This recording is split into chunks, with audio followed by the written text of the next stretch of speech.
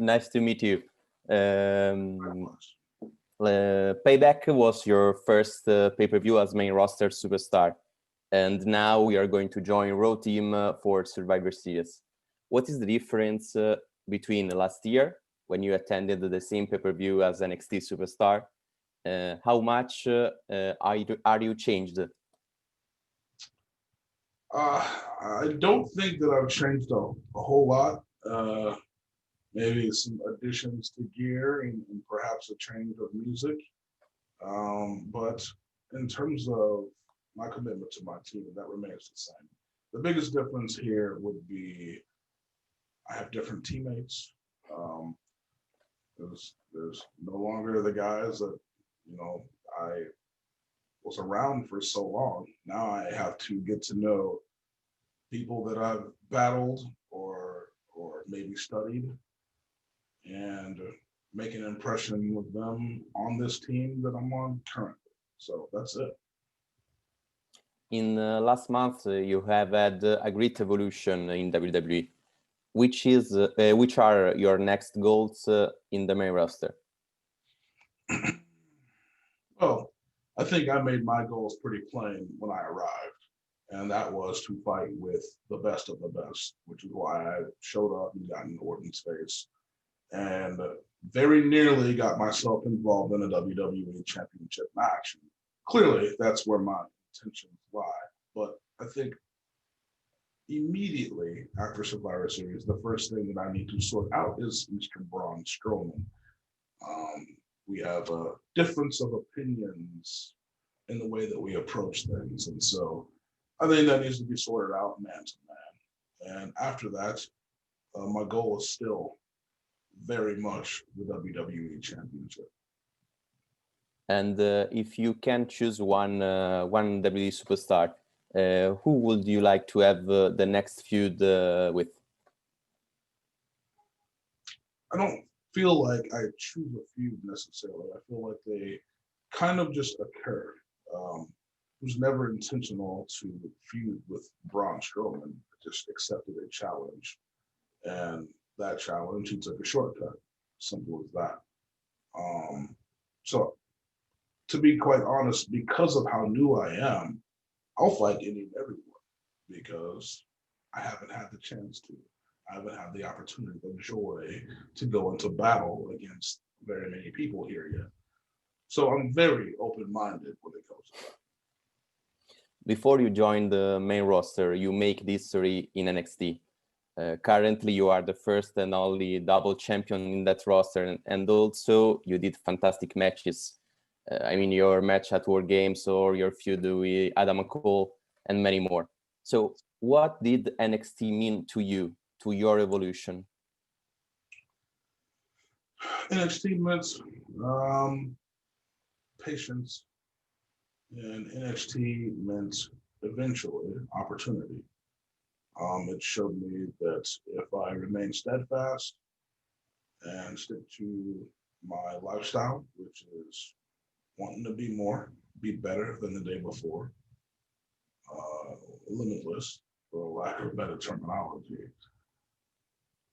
If an opportunity arrives, take advantage of it, knock it out the park, and look for the next one. And that's how growth is gained. That's how progress is made. And at the end of the day, NXT was progress. And what about your meeting with Terry Taylor? How much important has it been for you? Oh, Terry Taylor has been one of the most impactful knowledge bases that I have been fortunate enough to come across in my time in WWE. It has kind of shaped a lot of what you see today. And there's a lot of intelligence in him that I am grateful for and appreciative of because I did my best to sponge it up and make the most of it. And needless to say, something that's helped me out greatly is, as people saw throughout this year, championships came And now a new playground has opened up for me, and who knows what I'll accomplish there.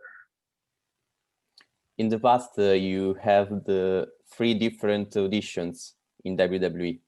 What went wrong in that occasions? Come again with that one?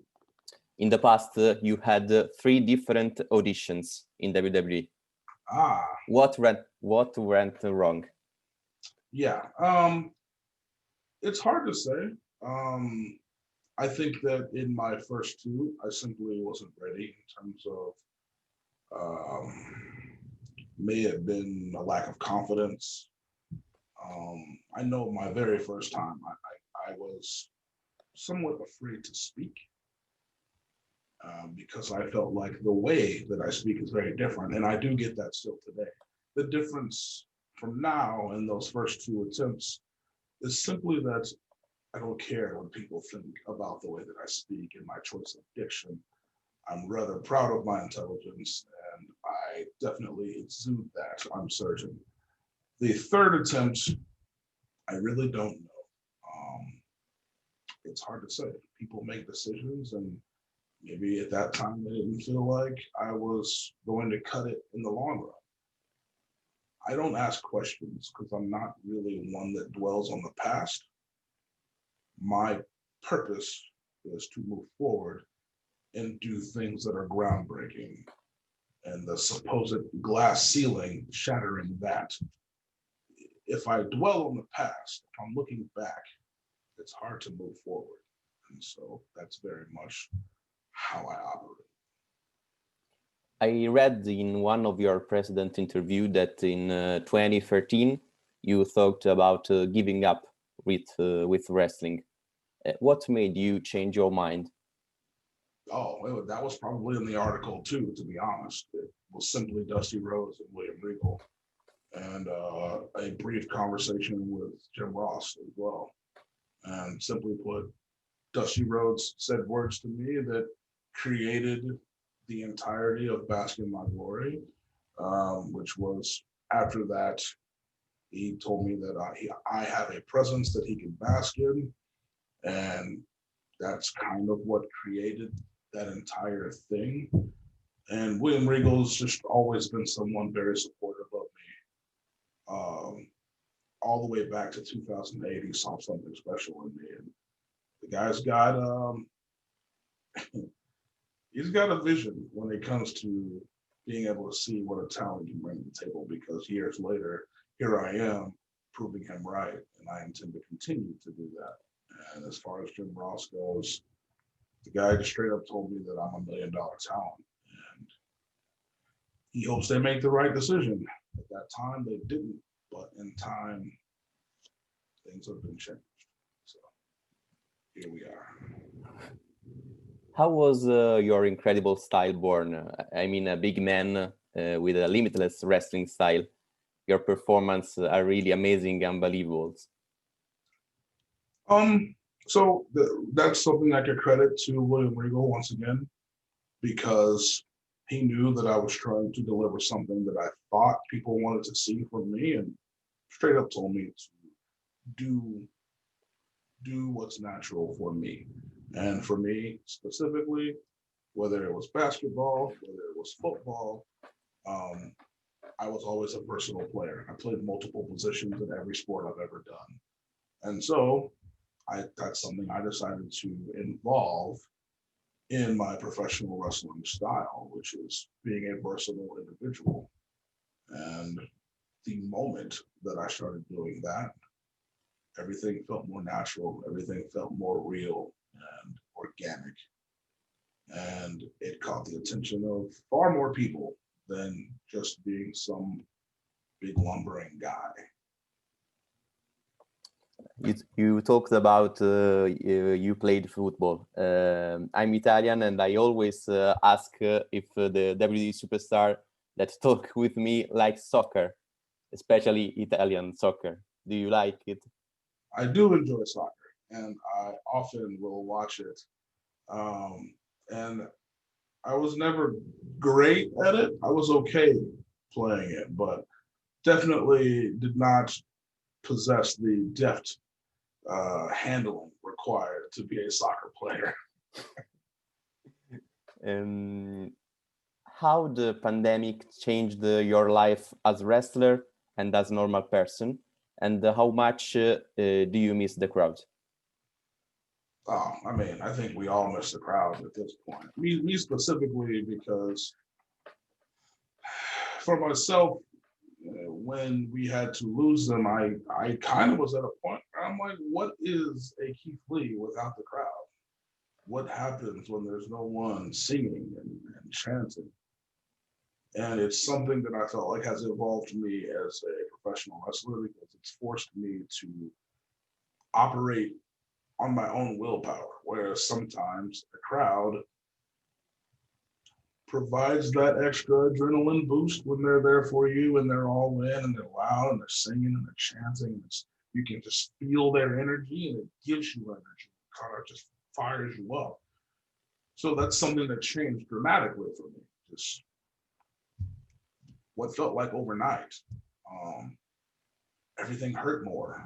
That's the first thing I noticed. Like when I don't have that adrenaline to start, like that first strike or that first time I get knocked down, it hurts so much more. So that was the very first pieces of things that I noticed. But at the end of the day, I have such an appreciation for the audience, for the crowd, for the fans, that's something that I miss, with or without the sound. Just them there is a cool thing to me. Sharing those moments is a special thing to me. As far as personal life goes, I feel like I've been training for the pandemic all my life. I'm very much a homebody. So this hasn't been as big a deal. I think when it first hit, it was tough for me because I'm one of the few that didn't have a home gym yet. And so that struck real difficult chords with me. Inspired me to build one fairly quickly. So that makes things a little bit easier now. But overall, feeling the same things that most other people are feeling. And I don't know about you or other people, but the amount of loss that I have experienced during this time has been absurd. So more than anything else, I would say that that's been the most painful thing for me. And, I'm hopeful that if anyone out there sees this, you understand that I feel for you. And I am hopeful that your family has strength. And I uplift you if possible. So, yeah, tough times to say the least. Well, for me, it's okay. I really thank you, Keith. If you want, you can say hello to Corriere dello Sport readers, my daily newspaper. Greetings and salutations, fellow readers.